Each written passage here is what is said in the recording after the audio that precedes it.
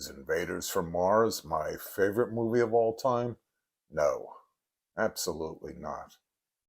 But this is the little movie that could, but it doesn't. And then it does. So, when is a bad movie great? And I don't mean in a goof fest kind of way, although it can be enjoyed that way, and I'm sure later generations have enjoyed it that way. But for boomers, this is holy writ. What defines a great movie anyway? Social significance? What screenwriter Nunnally Johnson called the deep dish affairs? Technical proficiency, as in Kubrick's compositional eye? Well, yes, of course. But when a movie hits home on a gut level, and you've really got something. And for kids growing up in 1950s America, this movie really hit home. Because it's a science fiction nightmare as seen through the eyes of a young boy. And Leave It to Beaverland is turned inside out as the Martians invade our young hero's backyard. And gee whiz, no one will believe him. It's the dark side of Norman Rockwell's Americana, one tinged with paranoia. It doesn't have jump scares, and it just might suck you under, like it did Mom and Dad, and the girl next door. The Martian plan of attack is a little unclear, other than landing next to top secret facilities and turning us all into slaves,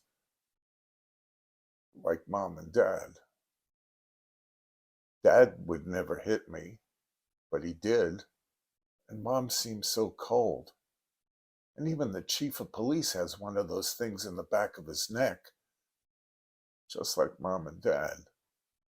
Yeah, this movie really hit home, and that's what makes it great. Kind of, because although it's only 73 minutes long, a full 10 minutes of it is given over to stock footage of Army tanks and trains and tanks and trains and tanks and trains. Not only that, but there are endless shots of the Martian zombies galloping through the underground tunnels, first going one way, then going another way.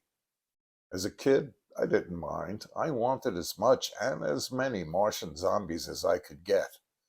But now, well, a chorus line it ain't. I did like those two Martian zombies holding that hot gun ray gun. You know, the hot gun ray gun that melts all the condoms that are lining the tunnel walls.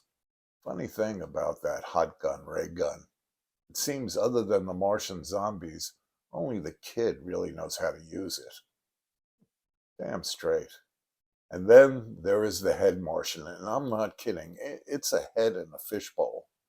But the real star of the film is director William Cameron Menzies, perhaps the most famous production designer in Hollywood history. From the boys' bedroom to that scary backyard to the Kafka-sized police station and finally to the interiors of the spaceship itself, his designs are the wallpaper to our young hero's nightmare. I don't buy physical media anymore. Well, maybe the occasional film score, but even that's rare these days.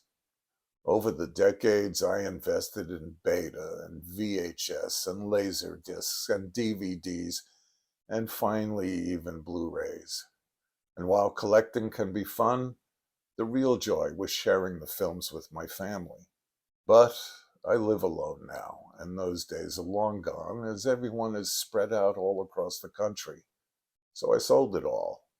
Well, I did keep a handful of old favorites, but I never watched them. Time is not so elastic now.